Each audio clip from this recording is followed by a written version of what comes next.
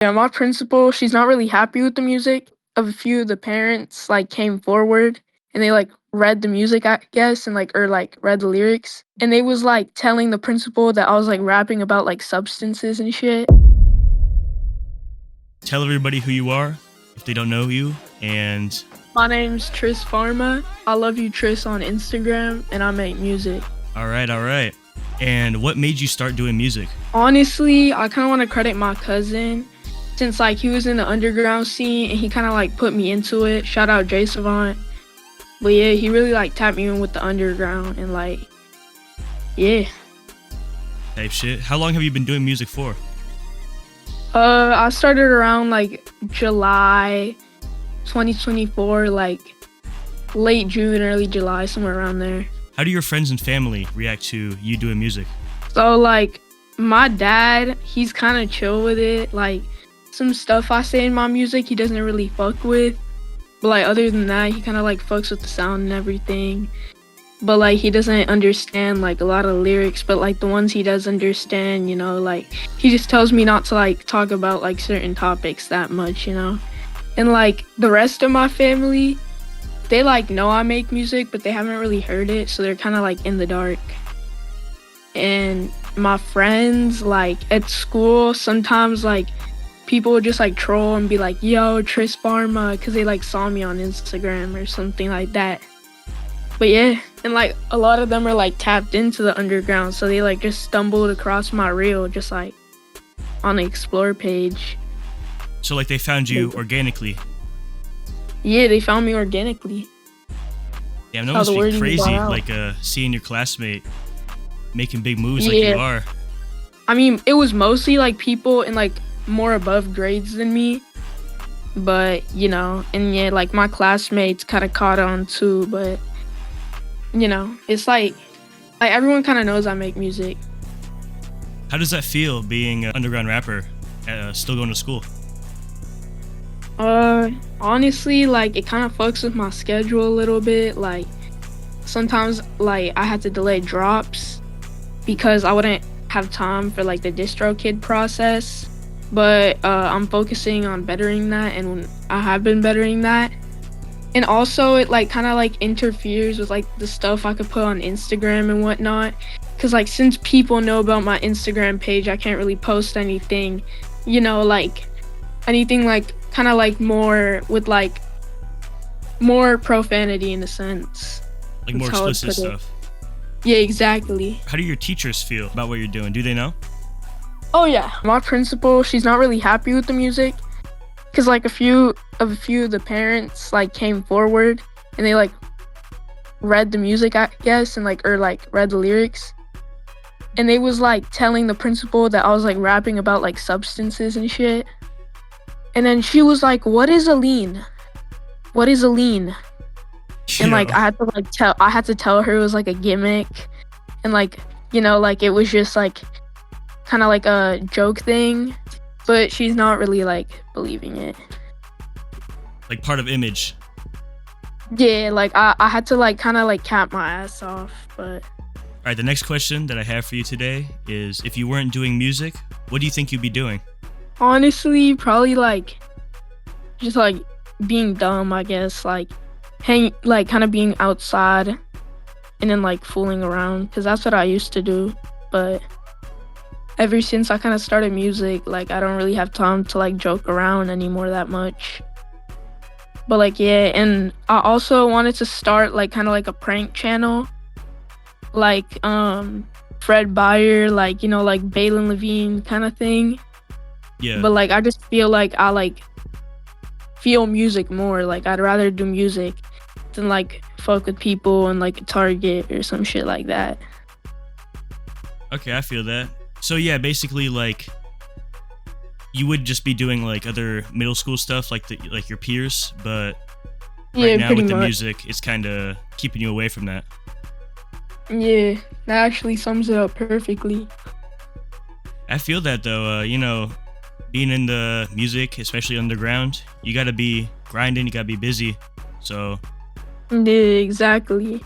You gotta put a lot of effort into your image in the underground and your brand. Like when I was starting out, I didn't really have like a main sound. But like then I really found out like what my sound is, and ever since then I've been kind of using it. What do you think your favorite song that you made is? Ooh, that's a hard one. Honestly, I'd have to pick in between Money, Miami, and Bread Up. Those are my 3 favorites, especially Bread Up, because Bread Up was my first song to hit over 1K on SoundCloud. And just like kind of like the vibe behind it, like I really fuck with it. It's like a joyful type beat, you know, like with the what a little bit thing of true love. You know, it just goes with it, you feel? Bread Up is hard, I can't lie. Yeah, it is. Have you ever doubted yourself or thought about quitting? Yeah, actually I have. I think you witnessed this, but remember, I was in this group chat one time, you know, and like kind of like talking to people, you know, they were like trying to tell me like you wouldn't really make it and like stuff like that. And I was like thinking about quitting, but then like I really realized like I went so far already, like why should I just quit now? And then after that point, that's really when I started like gaining traction, and you know, because after that I dropped Miami, and you know, like the sipping Greeno with his Zannies, and that got like 30K views on Insta, I think. But yeah, that reel was hard. Yeah, I do remember that actually. I remember when all that went down. Hey, I'm glad that you stuck with doing music and you didn't let other people's opinions get to you. Yeah. But since then, I feel like you've kind of definitely upped your image and even music. Like I'm pretty sure you switched over to FL. Like, and yeah, because like I really thought to myself, and I told myself like, people aren't gonna want to listen to like a kid who's treating music like a joke, like making songs on BandLab and like posting unserious shit. And I just like, I looked back at that and I was like, damn, I was like super unprofessional. So like ever since then, I've been kind of like working on my image way more and like making it seem way more like productive and professional. Do you feel like people might take you a little bit more unserious because you're young? Oh yeah, definitely. But like, I kind of like, it's like a good thing and a bad thing at the same time, I will admit.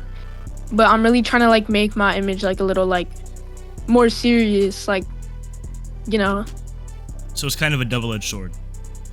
Exactly. Like it's a good thing and it's a bad thing, because, you know, for marketing it's a good thing, but, you know, sometimes like it can be like a negative, I will admit. What are some of the negative aspects of it? Mostly people not taking you seriously, like. Oh, just that?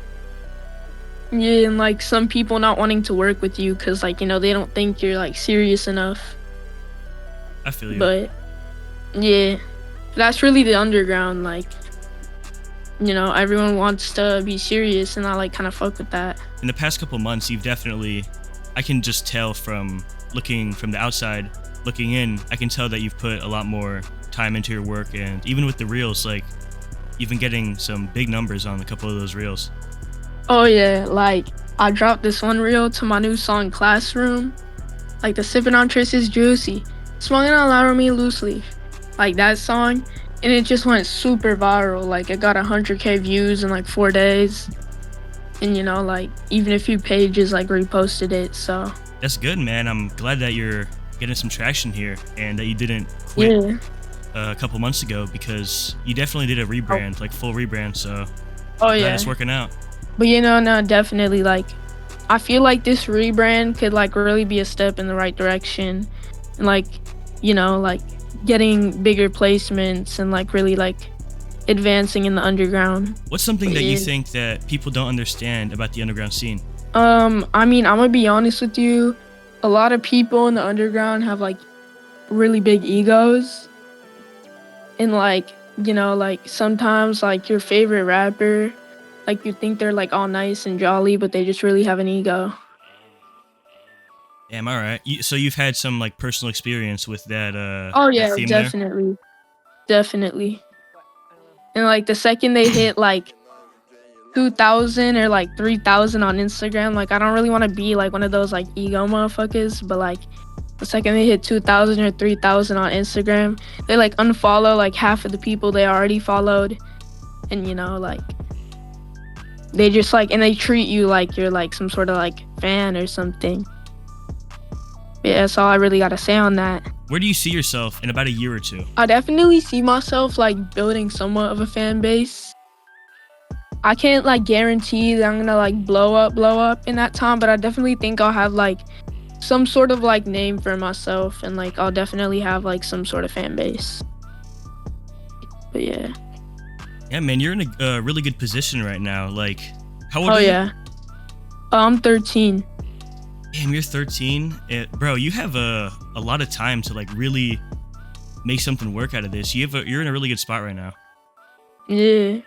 I started making music when I was 12, but I turned 13, and ever since then, like, Instagram hasn't been trying to ban my accounts and whatnot. Yeah, man. I mean, I wish I was 13 when I started, or like around the time I was starting, because I feel like I'd be a lot bigger now. And you being 13 and already having a decent sized following and fan base, you have a good setup for the future with this music shit. Yeah, I know. And like, that's really the thing. Like, you want to build up your fan base first. And once you really build up that fan base, you'll start like making TikToks and whatnot, or like kind of like promoting your music, or like saying like, yeah, I like his music. And that's kind of like when you really start to blow up. And that's like what I'm trying to achieve. What's something that you think people get wrong about you? Mostly they think I'm a gimmick, but like I can't speak too much on it, but all I can say is that like I'm not a gimmick. Like, I'm not saying everything I rap about is like 100% true, but like definitely like some of the main topics like I've delved in experiences. All right, I think we'll leave it there type shit. I feel you. Yeah. Yeah. Okay. If you could have like a dream collab, if you could collab with anybody, who would it be? Like, I don't even want to be on some fan shit, but I'd say Lil Shine, Young Weege, and Yeet. Those the big three that I would collab with. You like Lil Shine a lot? Yeah, he's definitely like made a wave with Plug and B, I'll admit that, but I wouldn't say he's like my absolute main artist that I like truly look up to. Like, he's definitely one of them though. What is your message to the haters, or people that don't believe in you, or the people that don't like what you're doing online? I mean, like, I'm not complaining. When someone leaves a hate comment, it's just boosting my post in the algorithm, and that gets me more promos, so. Hey, that's a great mindset to have. I see a lot of people that don't really understand that it's just engagement.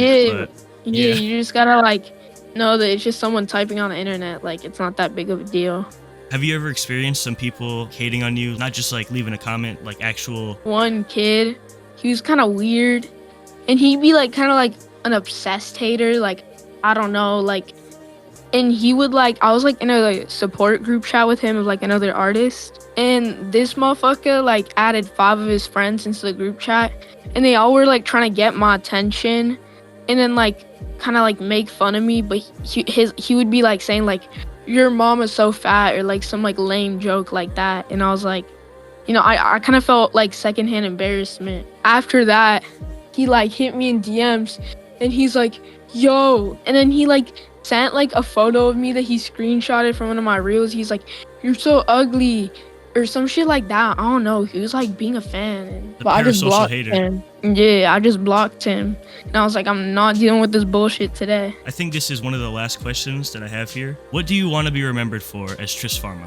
Really like a underground lean pioneer. I don't know. It's like a kind of like that kind of scene, like that cloud scene. In general, I kind of just want to be like known as, like a savior to it, and also it's a plug. So like kind of like a legend in that scene, who's somebody who not brought it back, but kind of is still doing that type of sound. Exactly, like the plug and B. Any type of plug, I'm here for it. Is there anything else that you would want to say about you, or just let people know? Shout out Drankaholics. Shout out Drankaholics. That's the team. Yeah, I'm gonna put all the things that you referenced, J Savant, Drankaholics, I'm gonna put all their links in the description. And of course, your link in the description as well. Hell yeah. But it was nice to talk to you, Twin. Yeah, man, it was nice talking to you. I think you have a really good setup for the future, a good foundation. And it was nice talking to you, coming on here, nice calling with you. Yeah, bro, of course. Yeah, man. Everybody go follow Trispharma, J Savant, Drakeaholics. Peace. Peace. I'll see you later, bro.